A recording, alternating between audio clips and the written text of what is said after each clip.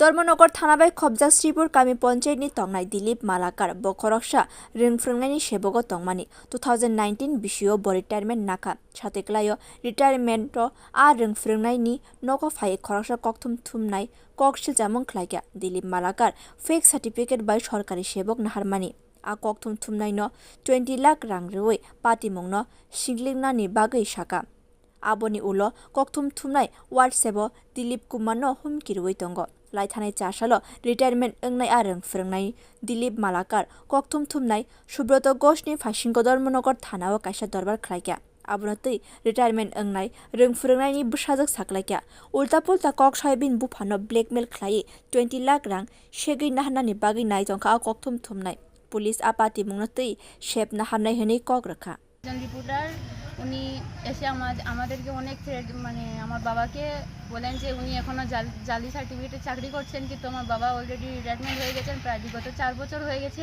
নাম কি জানা গেছে? ওনার নাম উনি আমাদের প্রেস কার্ড দিয়ে ছবি দিয়েছেন হোয়াটসঅ্যাপে, ওনার নাম সুব্রত ঘোষ। আর উনি পরিচয় দিয়েছেন উনি আগরতলার, কিন্তু আমরা পরে দিকে খবর পেয়েছি যে উনি আগরতলা নয়, উনি কৈলাসহরের বাবুল বাজারের লোক। আমার বাবার নাম দিলীপ কুমার মালাকার, এডুকেশন ডিপার্টমেন্টে চাকরি করে। তরফ থেকে আমাদেরকে বলা হয়েছে যে আমাদের সুস্থ বিচার দেওয়া হবে, কারণ আমরা বহুত থ্রেট দিছে, এসএমএস করছে, কইছে যে তাই আমরা চিনাইব, যার কারণে আমরা আজকে এখানে প্রশাসনের দ্বারস্থ হয়েছি। আর তার আমরা সুস্থ বিচার দেওয়ার লেগে আমরা এখানে আজকে থানা পেয়েছি। কি নাম তোমার বাবার? আমার বাবার নাম দিলীপ কুমার মালাকার। কোন ডিপার্টমেন্টে চাকরি করতেন? Education department. উনি 20 লক্ষ টাকার দাবি করেছিলেন। কে?